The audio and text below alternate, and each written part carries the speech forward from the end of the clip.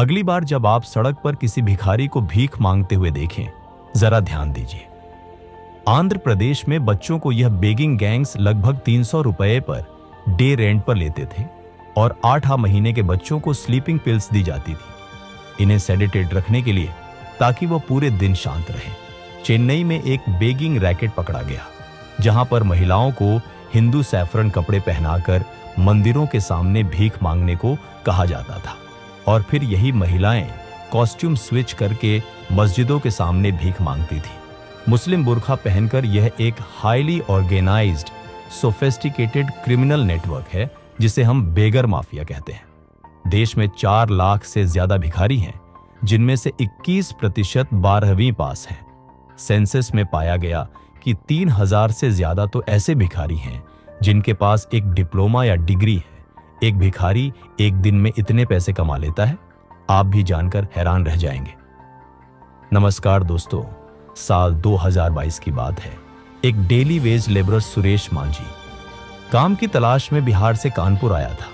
यह कानपुर के यशोदा नगर slum cluster में रह रहा था। एक दिन इसकी मुलाकात होती है विजय नाम के एक आदमी से, जो इसे काम दिलाने की बात करता है। इसके लिए यह इसे कानपुर के जकरकट्टी ब्रिज के नीचे आने को कहता है। लेकिन अगले दिन जैसे ही सुरेश वहां पर पहुंचता है, अचानक से इसके पीछे से कोई आता है। इसके मुंह पर काला कपड़ा डालकर इसे किडनैप कर लेता है। इसके बाद सुरेश को इंटॉक्सिकेट किया जाता है, जिससे वह बेहोश हो जाए और फिर उसकी आंखों में एक केमिकल इंजेक्ट किया जाता है, जिससे वह अंधा हो जाता है। इसी के साथ सुरेश की हाथों की सभी उंगलियां भी काट दी जाती हैं और शरीर के कई हिस्सों पर चोट के निशान छोड़ दिए जाते हैं। यह सब किया गया ताकि सुरेश भीख मांगने के लिए सूटेबल बन जाए। कुछ दिन बाद सुरेश को इस गैंग के द्वारा बेच दिया जाता है। 70,000 रुपये में एक महिला को। बाद में उसे राज नाम का एक आदमी गोरखधाम एक्सप्रेस से दिल्ली लेकर आया। दिल्ली पहुंचकर उसे भीख मांगने के लिए एक जगह पर लाकर छोड़ दिया गया। यह लोग सुरेश और उसके जैसे बाकी भिखारियों को सिर्फ 2 रोटियां देते थे दिन की, ताकि वह पतले रहे और लोगों को इनको देखकर दया आए। और हर दिन इसके अलावा इन्हें टॉर्चर किया जाता। शरीर में बार बार कोई ना कोई केमिकल इंजेक्ट किया जाता। समय के साथ साथ क्रूरताएं इस हद तक पहुंच गई कि सुरेश का शरीर और बर्दाश्त नहीं कर सका।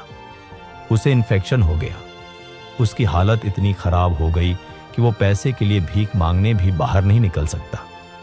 अब जिस गैंग के लोगों ने उसको खरीदा था, वह सुरेश की रिप्लेसमेंट चाहते थे।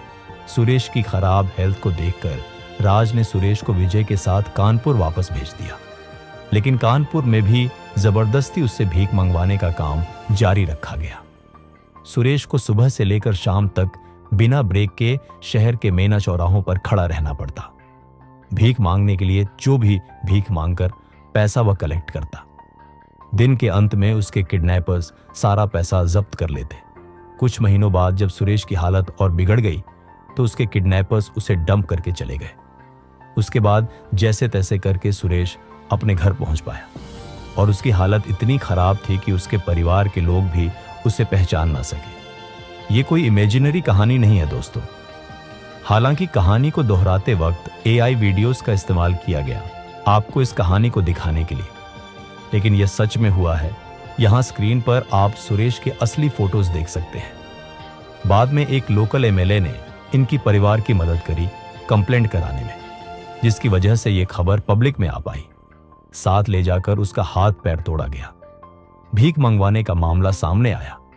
सुनसान स्थान पर हाथ पैर तोड़ दिए और 12 दिनों तक अपने घर में खैर रखा। बाद में दांत तोड़ दिए गए, आंखों को भी नुकसान पहुंचाया गया। उसके बाद कानपुर में बस स्टैंड के पास बनी बस्ती में एक औरत के पास छोड़कर भाग गया, जहां पर जहरीले इंजेक्शन लगाए गए। लेकिन सुरेश का केस कोई आइसोलेटेड केस नहीं है दोस्तों। यह एक highly organised sophisticated criminal network है, जिसे हम बेगर माफिया का नाम दे सकते हैं। भारत में ऑर्गेनाइज्ड बैगिंग एक 1.5 लाख करोड़ की इंडस्ट्री है, जिसमें लाखों लोग, खासकर बच्चे और महिलाएं शामिल हैं। जब सड़क पर आप किसी भिखारी को पैसे देते हो, ये पैसे किसके पास जाते हैं? आखिर एक दिन में भिखारी कितना कमा लेते हैं? कैसे इतने बड़े पैमाने पर यह माफिया काम करता है और क्या यहां सेशंस है? आइए समझते हैं। इस पूरे मुद्दे को गहराई से आज के इस वीडियो को समझते हैं। सबसे पहले हमें यह समझना होगा कि ये कौन लोग हैं जो भीख मांग रहे हैं और यही भीख मांग क्यों रहे हैं। 2021 में इंस्टीट्यूट फॉर ह्यूमन डेवलपमेंट और दिल्ली सरकार के डिपार्टमेंट ऑफ सोशल वेलफेयर ने एक रिपोर्ट निकाली थी। इस मुद्दे पर एक बड़ी डिटेल्ड एनालिसिस करी थी, जिससे यह सामने आया कि भीख मांगने के पीछे दो मेन कारण होते हैं, मजबूरी और चॉइस। ज्यादातर लोग जो भीख मांगते हैं उनकी मजबूरी के कारण उन्होंने भीख मांगनी शुरू करी थी। करीब 62% लोग, गरीबी के कारण 45% लोग, बेरोजगारी के कारण 24% लोग, बुढ़ापे डिसेबल्ड होने या बीमार होने के कारण 6% औरतें, विधवा होने के कारण और 3% लोग ड्रग्स या नशे के लत के कारण भीख मांगते हैं। कोविड-19 लॉकडाउन के कारण नौकरी जाने की वजह से भी बहुत से लोग बैगिंग की ओर धकेले गए थे। लेकिन कुछ लोग ऐसे भी हैं जो बाय चॉइस भीख मांगते हैं। वो भीख इसलिए नहीं मांग रहे क्योंकि वह मजबूर है, वो भीख इसलिए मांग रहे हैं क्योंकि वो यह करना चाहते हैं। करीब 12% भीख मांगने वाले लोग इसे इजी मनी समझते हैं, 7% लोग आदत की वजह से कर रहे हैं और 6% हेरिडिटरी भीख मांगते हैं। 3% लोग धार्मिक कारणों की वजह से भिक्षा मांगते हैं। इस रिपोर्ट के सर्वे से यह भी पता चलता है कि करीब 20% भिखारी भीख मांगने के साथ साथ किसी न किसी प्रकार का कोई और पार्ट टाइम काम भी करते हैं। कुछ लोग मजदूरी करते हैं, कुछ का कबाड़ी हैं, कुछ स्ट्रीट वेंडर्स हैं, कुछ रिक्शा चलाते हैं, तो कुछ सिक्योरिटी गार्ड बूट पॉलिश करना, कार साफ करना और हेल्पर जैसे काम करते हैं। लेकिन रोजाना काम नहीं है और कमाई कम है, इसीलिए ये लोग भीख भी मांगते हैं।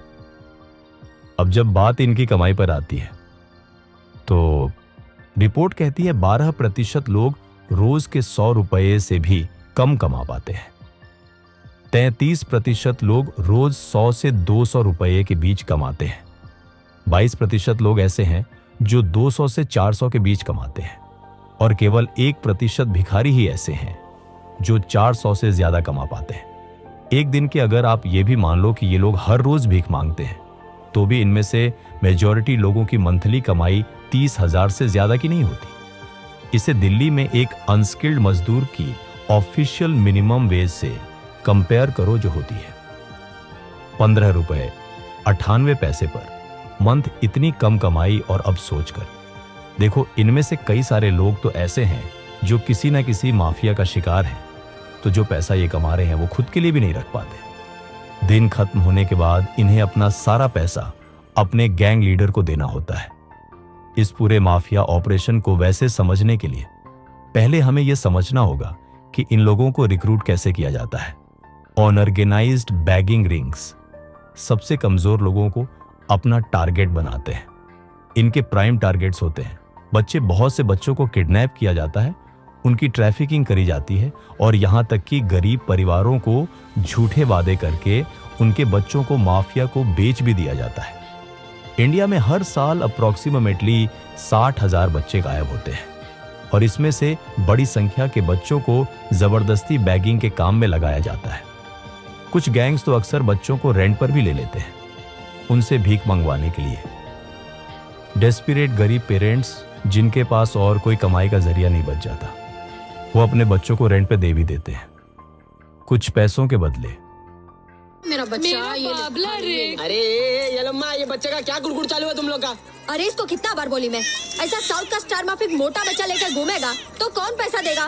किसी को दया ही नहीं आती है। मेरा बच्चा, इसको बोला भाड़ा कम करने को। अरे क्या भाड़ा कम करना, परवड़ता नहीं तो छोड़ देना, मैं दूसरे सिग्नल पे चढ़ाएगी मेरे बाबला को। चल रहे। अरे मीना कुमारी चल रहे। उदाहरण के तौर पर आंध्र प्रदेश में बेबीज को बेगिंग गैंग्स लगभग 300 रुपये प्रतिदिन रेंट पर लेते थे और इन बेबीज को ओपीएम या स्लीपिंग पिल से सेडेटेड रखते थे ताकि वह पूरे दिन शांत रहें, रोएं ना। एक और उदाहरण, कोलकाता बेस्ड एक बेगिंग रिंग जिसमें बांग्लादेशी और इंडियन मेंबर्स दोनों थे।